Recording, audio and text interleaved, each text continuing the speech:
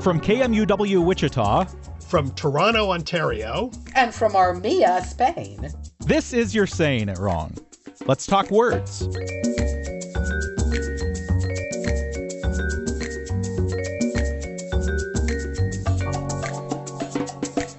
Let's talk about the winter. You wouldn't believe how many different ways there are to say it's cold.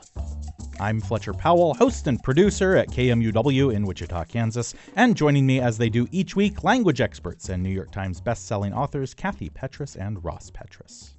Hey, Kathy. Hey, Ross. It is winter. Technically, it is winter around here, and as I say this, probably we'll have a huge cold snap, and everybody will be under ice when they hear this. But at least around here, we've had a lot of days in the 60s this winter so far. Wow. Still technically winter, so let's talk about winter. Maybe we can make things feel a little more seasonally appropriate.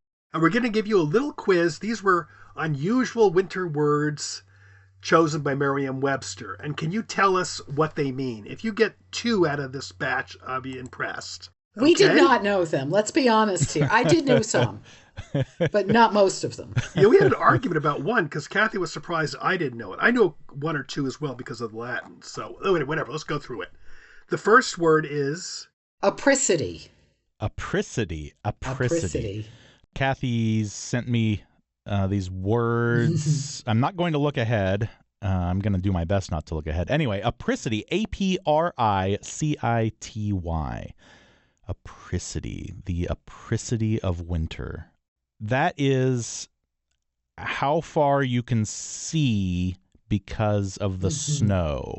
The apricity. The apricity is 12%. You're absolutely right. It's uncanny. This is going to be fun because I think I'm going to get just destroyed on this quiz. Tell me, what is apricity? That's really interesting. I like the word, actually, in a way. I like how it sounds, apricity. And, I mean, you can read it on. I mean, you can read it right now. It means basically the warmth of the sun in the winter. Oh. That's very pretty. It actually comes from the Latin apricate. Apricare, actually, apricatus, which would mean to bask in the sun, which goes backwards from apricus, which is exposed to the sun, and it's the opposite of opacus, which is shady or obviously opaque. And they think it comes from to open, aperire, which means to open up. I'm just thinking about how you would use it. Would you talk about the sun's apricity, or is that implied? Do you just talk about apricity? Like, would you say the pale yellow glow of the sun and its calm apricity, or would you, like, how would you use it? And use it tastefully. Make it sound pretty. I frantically looked this up, so I'm cheating. On the rare occasion, the sun will shine through a cloud with apricity during the winter season. Here's another older one. Whilst the apricity touched both of their faces, the kisses on Mike's neck told her that he was most happy and ready. Yeah, great. So you don't need to reference sun in order to say apricity, like it's implied. It's implied. Oh, that's cool. Okay, that last one was nice. Nice. I mean, nice enough. But I've never used apricity. No, but if you wanted to be poetic, is apricot related to apricity? Is apricot come from the same root, the Latin, like something to do with sun and exposure? I'm curious. Why did you ask me that, Kathy? I don't know. I'm sorry.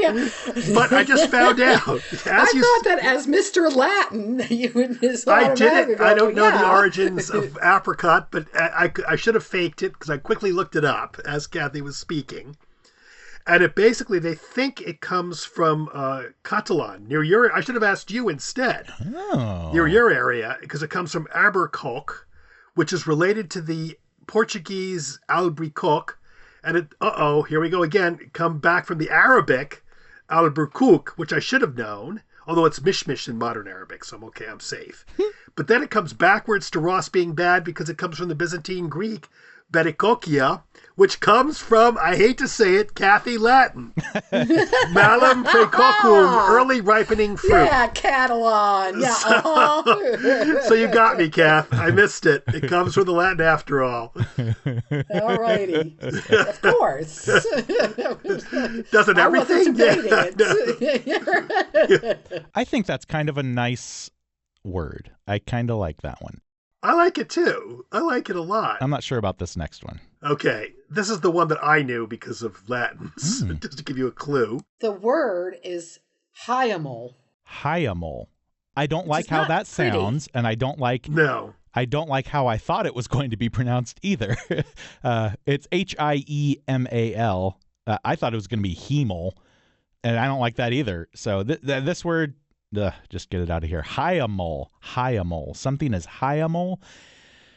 It is this makes me think of like a barren snow-covered landscape, a hyamol set of hills. Yes, that's what it is. It's a barren snow-covered landscape where nothing can grow. You made it very poetic. I'm trying here. Basically, it comes from the Latin word hyams, which is winter.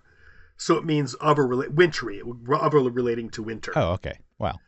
So That's a kind of boring one. Yeah. Yeah. Well, yeah. I guess I just wonder, like, where would you use this now? Is this just one of those words that exists that just floats out there and nobody uses let's it? say you're reading the Daily Miner News. Yeah. The Okay. Daily Miner and News, and you're in Manitoba, and you're talking to a winter ecologist. Here's a sentence that it was just used in from 2022. Oh, wow. January. We have reached what W.O. Pruitt Jr., a winter ecologist from the University of Manitoba, dubbed the Hyamel threshold. So it's a winter threshold of something. Or It's a fancy way I of don't not see saying any wintry. reason. Really, all it is a way to.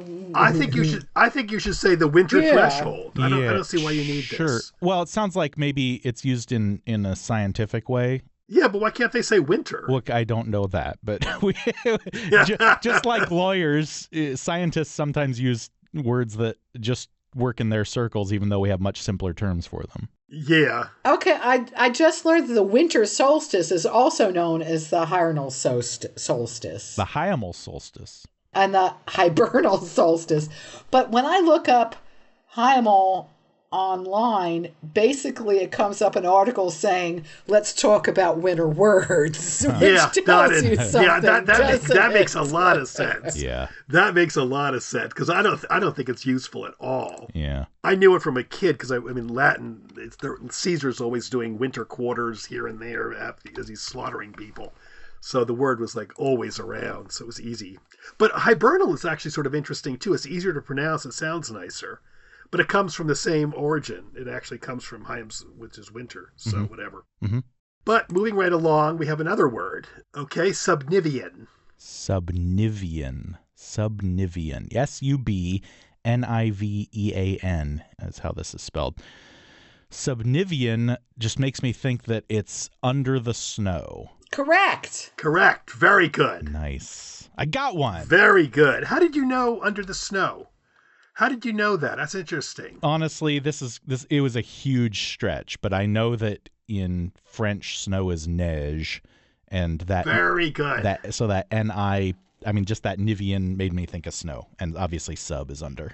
Very good, And in Fletcher. Spanish, it's nieves, which is even easier. Oh wow, that would have been because there's really a V. easy. Yeah, that would have been much easier. I guess I got there either way, but yeah, okay. Latin.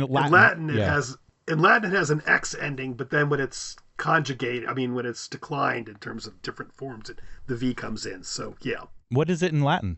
Nix. Nix, that snow. Yes. Oh, wow. Snow and... Nix. But what happens is when you're... I think we've talked about this, and not to be boring, but when you, the word goes into different parts... Mm-hmm.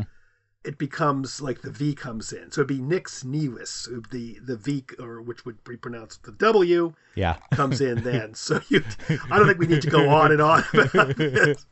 Amo amasabat, and all that again. But Next word, psychrophilic. Psychrophilic. this sounds like It looks like psychophilic, except there's an R in it there. does. So I know. PSYCHROPHILIC. I just don't know what psychro is. Philic means you love it, right? Yeah, Yes. yeah. That's good. Okay, so are we looking at 3 parts of a word or 2 parts of a word? Is psychro different from psych? Is the I don't know what the row means. Okay, so look, I just really love winter. You know, it's my favorite season. That's all this means. I just really love winter. Okay, that's pretty good. Yeah, it's actually not bad. Psychro it comes from the Greek, psychro meaning cold. But there also, I just looked at something, there's a psychrometer, or a psychrometer, I guess you'd say, which is a cold measuring device. You can say you're a psychometric technician, which means you study cold and humid air. And there's a cave in Crete called the Sikro Cove, which is a cold cave. So there we go. Cave. The problem is, though, is you still think psycho. Yeah. I completely agree. I can't handle the R in there. It's like psychophilic is you're insane about something. That's it. I'm done. Or you like psycho people or something. I don't not like this word. I don't like it. This is probably why we don't use it, really, right? Because it's too close. Well, I think you've really got to be a scientist, because really what it is organisms that grow and flourish in close to freezing temperatures. So it's like things that grow well when it's less than 20 degrees centigrade. Yeah. Yep. Okay. So there's absolutely no reason for any of the three of us to have ever discussed psychrophilics, unless you're growing things in a cold place. Although one minor point that's sort of interesting, because the word, I like how words kind of change meaning or go kind of weird around, because the original Greek word was psychrein, which means to blow or to make cold. And they think it might psyche, the psyche of a person might be related to it, which is sort of cool, I think. Blowing in the wind, your animus or whatever, and making it cold too. Oh, wow. Yeah. That's interesting, because I've just always thought of psyche in the myth, but I never thought of it as having, a meaning beyond like the fact that she was there. Yeah. Well, now we're going to move on to a non-Greek, non-Latin word. And something that we all love. You don't say. Okay, Fletcher, guess where this word came from? One of the Nordic countries. The word is ski-joring. Ski-joring. And that's how it's pronounced? Ski-joring? Yes. Emphasis on the first syllable. I would bet it'd be ski-joring, given the Northern European. We're doing the Americanized pronunciation. Kath, when I go ski-joring in the fjords. In the fjords, yes, exactly. Skijoring is how this is spelled. Ski-joring. Ski-joring. Well, we know what ski is, sort of. I mean, like, we know what to ski is. This is more like cross-country skiing, though. This isn't like downhill skiing. This is cross-country skiing, ski-joring. No. Okay. But skiing is involved. Okay. It's derived from the Norwegian word skioring, as Ross said, which has the O with the line through it. Oh, right. Yeah. And it means ski driving. And it's you're on skis. It's kind of like water skiing, but you're on snow skis and you've got a horse or a dog or some other animal or even a motor vehicle pulling you. Wow. And you go through an obstacle course. It sounds insane. This is a thing people do. Yeah. That makes sense. I've just never heard of it or seen it before. Is this popular? Apparently it was in the Olympics in 1928. Huh. How about that? But it doesn't seem to be that big. Some people are saying it's cruel to the animal. I don't know. But they have Skior Canada. Yeah, they do. They do have it. I didn't know about this at all, but they do have skioring in Canada. What is skioring in News USA? Everything you need to know. It originated in Norway. U.S. Mountain West, too. Yeah. The Rocky Mountains, they do it, too. And they do it right here in Ontario. Skioring trails in Ontario. Here they're saying ski jowering. I don't know how pronouncing it. Who knows? Whatever. I think we've learned something. And when I talk to some people, I'm going to find out how they pronounce it. But Kath's right. They say ski joring here, ski jowering, skioring. I don't know. It's something that I would never, ever do. So I don't really care how it's pronounced, frankly. I mean, if truth be told. I don't think I would ever be pulled. Did you put the next word in, Kathy? Sitzmark? Yeah, it's there. Okay, I didn't know what this was, and I used to go skiing a lot. Kath knew it, and she didn't go skiing a lot. So let's see if Fletcher knows it. Okay, the word is... I know Kansas is a center of skiing, so we'll see if you... That's part of the problem here. Sitzmark, Sitzmark. You've already sort of tipped me off that it has something to do with skiing. So thank you for that. Mm-hmm. A Sitzmark. It's a part of the ski course that you shouldn't go past because things are very dangerous if you go past there. It's the Sitzmark.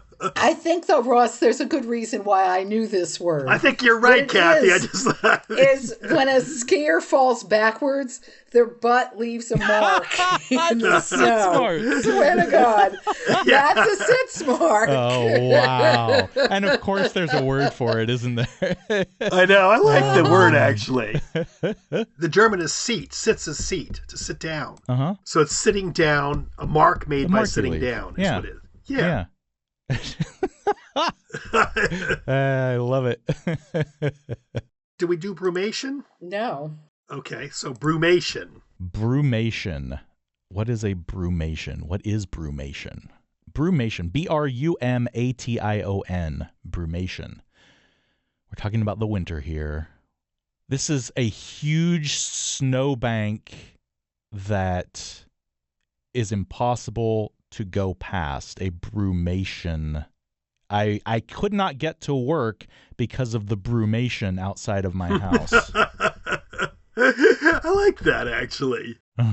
It's a state or condition of sluggishness, inactivity, or torpor exhibited by reptiles during winter or extended periods of low temperature. I suffer from brumation personally many times. It's a weird word because it comes from the Latin bruma, meaning winter. Again, another Latin word, or winter solstice. But the weird thing about brumation is apparently scientifically they distinguish hibernation and brumation. Cold-blooded animals brumate, mammals hibernate. I guess because they can eat a little bit or drink a little bit, wake up a little bit or something, I guess. Yeah, because you're just being sluggish. You're not out of it totally. You're just, being like a blob. I personally like this concept of brumation. I think that we as humans should embrace it. We should definitely. And going back to what I said a few moments ago, I couldn't get to work because of brumation. It turns out it was because of my own lethargy. But torpor, yes, exactly. There actually was this thing just recently, I'm not sure you guys have read it though, that said possibly very early humans did in effect hibernate or brumate. Oh. They kind of go and kind of chill in a cave for a couple months. Mm-hmm. I like that. I could do it. Oh, wow. I'm sorry, I just want to read quickly a thing here. Amateur herpetology circles and zookeepers tend to obsess over using the term brumation instead of hibernation for reptiles and amphibians do in temperate climes.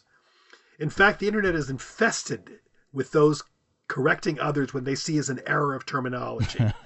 Brumation was a word coined in 1965 by Wilbur Bill Waldo Mayhew of the University of California. And now they're saying they may not brumate, they may hibernate. This is interesting. Yeah, because he said he did it because he wrote a paper about the horned lizard, or horned lizard, as you might say. And he thought that there should be a term that distinguished between cold and warm-blooded animals. That was his idea. Yeah. So who's to say? I mean, do we want to be Mayhewists, or do we want to be? This is a big controversy. It is. Yeah. Kathy, you're an herpetology expert. Why don't you weigh in on the brumation hibernation debate? I actually align with Mayhew. And his thoughts on the horned lizard. Sorry, what? Kind of reading the whole thing, I actually think I don't think brumation is a good word. Reading that, I think Mayhew is wrong. I mean, personally, because hibernating animals, from the article I just read, hibernating animals apparently kind of wake up occasionally too. Well, they do. They go out for snacks. Didn't you know that as a kid? That was the whole thing. They'd go out and get a snack and then go back to sleep. Yeah, I'm not a Mayhewist. I think hibernation is the answer. I just like the word, so I'm with Wilbur. Wilbur and May, like that, baby. Oh, wow. Okay, we're going to end with closing out the winter. Speaking of hibernation, Ross, the word... Primaveral. No, it's primaveral. Primaveral. I'm sorry. I was doing a Latin pronunciation. Primaveral. I think primaveral works just fine too, because this is obviously related to a pasta dish that we all love. And Yes, you're right. Spaghetti bolognese. It's so right. Yes. God. Can you tell? Primaveral. Let's say if it's not related to pasta, it is still sort of related to pasta because this is related to the onset of spring. Spring is coming. You got it. Yes. It's interesting because I wasn't looking at the word, and I immediately put the N in because it's in Latin. Vernus is spring, and it's vernal. Oh, okay. Vernal, and I didn't. It was interesting that the N dropped out in English, which I didn't realize. Yeah, that is interesting. But Well, it's a primavera. yeah, isn't primavera with like spring vegetables and stuff? Yeah. Not one of my favorite pasta dishes, actually. Nah. I don't like it either. It's not that I don't like it interesting. either. It's not that interesting. I just wanted to make it sound Yeah. better than it was. Well, it's really great after you've been brumating for so long, you know? I absolutely No believe that. hibernating. This is a brumation-free zone in this group here. Brumation-free zone. Brumation forever. Not forever. Only until spring, and then I'm going to eat pasta. I got two, just like you said you got. You did pretty right? well. Yeah, no, you did pretty well, Fletcher. Actually, that's good. Subnivian and primaveral. I only got sits. Sits I got mark. Oh, gosh, that's so primaveral. good. That's my I favorite. figured out that was I like it too because of falling on my butt all the time when I skied, and I'm using the word skiing very loosely. There was very little upright activity. Yeah, mostly sits marking. Yes. Okay, Fletcher, now we're going to go into something really sort of interesting. This is from Chris in Philadelphia. A question for you guys. If undo means the opposite of do, what does unthaw mean? I keep hearing people talking about unthawing something. What? And it makes me stop every time. Unthaw? Unthaw is and we have some letter from AP. A fuel station operator apparently caused the 5:30 a.m. blast by using an open flame to unthaw a frozen tank valve. Oh, weird. I mean, it obviously just means thaw, but Right. I don't think I've heard that before. That's very strange. Okay, you have a ball of yarn. What do? You unravel it, but you could also ravel it, right? Right. Yep. So what's going on there? It's just an emphasizer, I guess. Mm-hmm. Do you know the rules of un? The rules of un. The rules of un.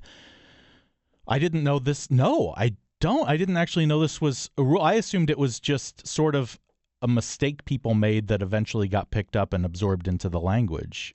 Let me just back up real quick. Ravel and unravel are the same thing. We usually say that something, we usually say we unravel something. That's usually what we're saying now. But we could also say ravel because that also means sort of take apart, just like unravel is. Ravel the sleeve of care. I've never Very good, heard, Cap. I've never heard that in my life. I don't know what that means. Shakespeare. Oh, well, that's probably why. Okay. I just have to say, the rules of un is a great title for I like it too. a fantasy I know. I like it a trilogy, lot. isn't it? It's funny because when I said that, I thought, that's a great title. I had the same thing, Kathy. Think about it. Some sort of linguistic fantasy. I know. I think it'd be a mystery. great book, actually, of that. A linguistic mystery is good. The thing is with un, we usually think not. You see un, you think not. Because that's like one of the first things we learn about with the prefix un, is it means not. And in fact, it's one of the first prefixes we're usually taught because the whole concept of it meaning something, negating something else is really easy.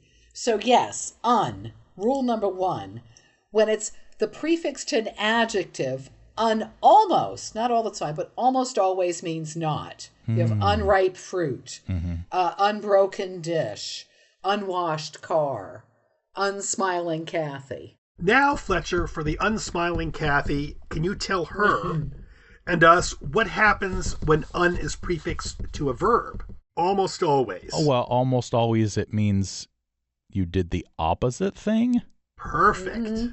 Except you can't unring a bell. No, you can't. But we instinctively understand it. Like there's a song titled Unbreak My Heart. Yeah. Yeah. And I mean, that's incorrect. Incorrect. Watch out here, people. Okay. But it's incorrect, but we instinctively understand it. Yeah. Well, you say, I wish I could unsee that. You go, I want eye bleach. I want to unsee that. And you know, Yeah. unsee isn't a word, but Yeah.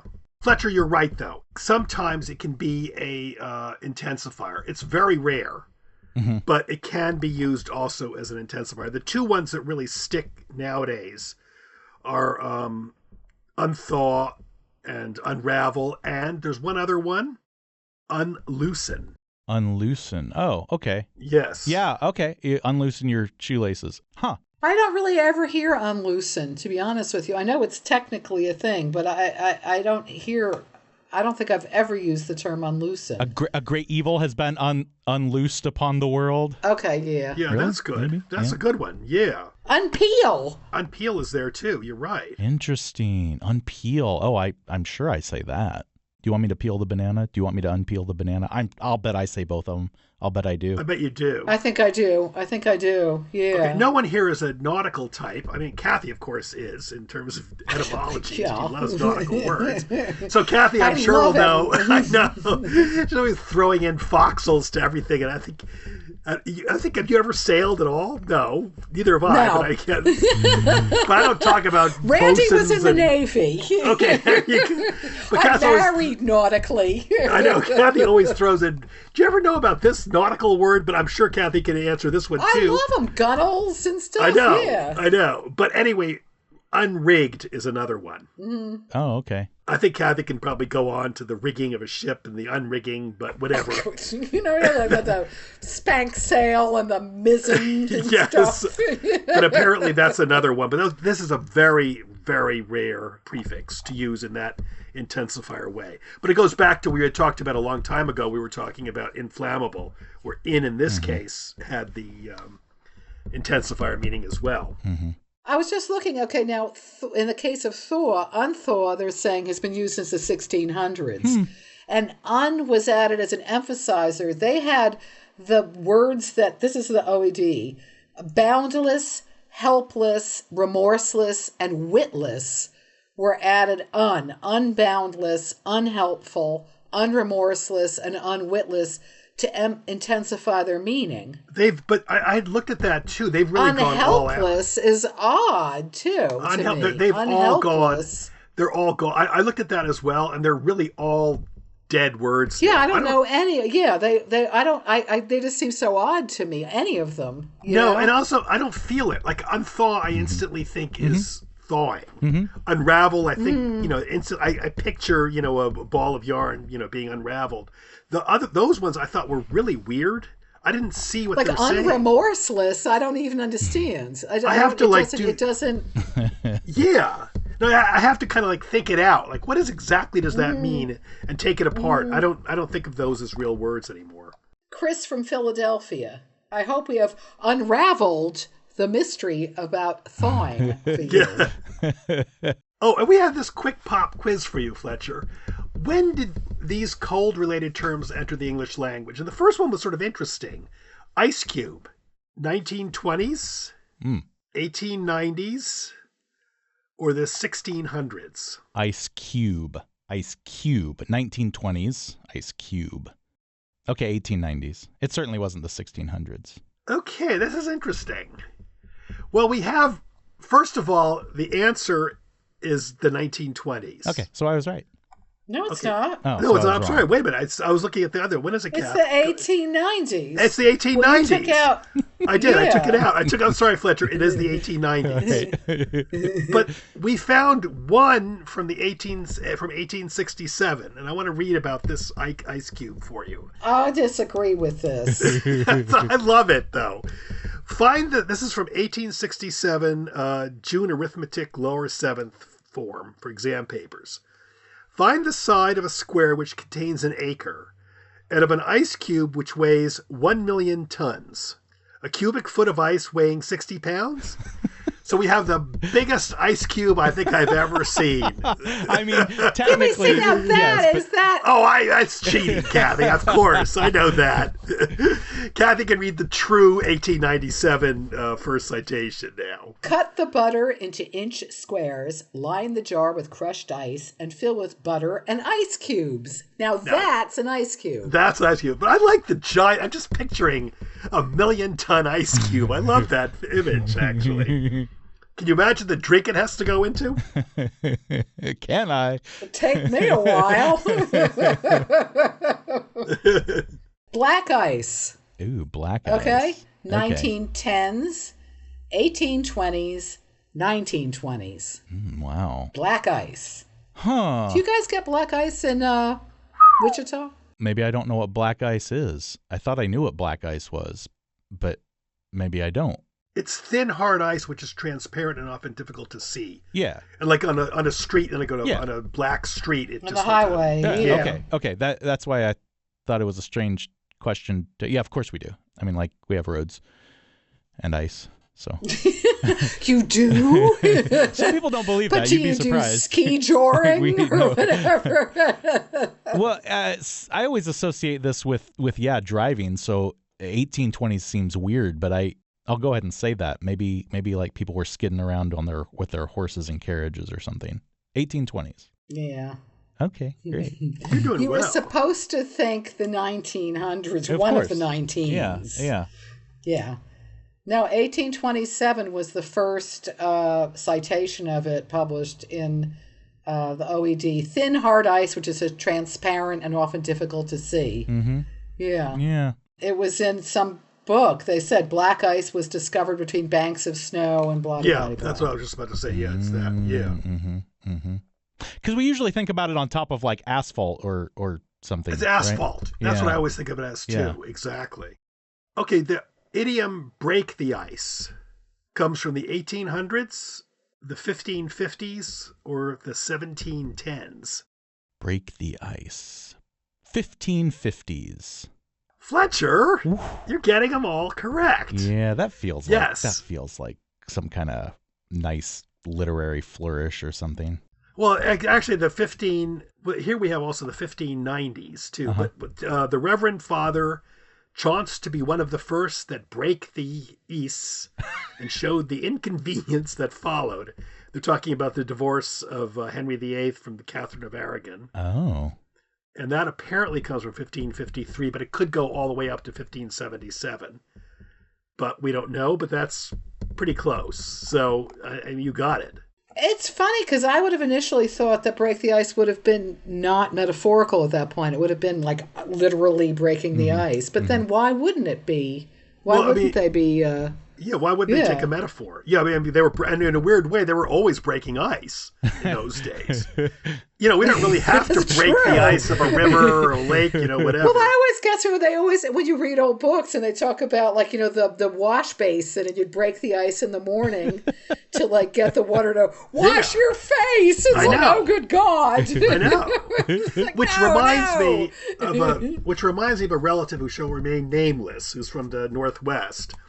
She came out here to the East Coast, and we were talking about the dangers of lakes, which I'm sure you all know, walking on broken, on ice. I love this. So I said, how dangerous it was. And one time a friend of mine actually fell in when I was a kid scouting.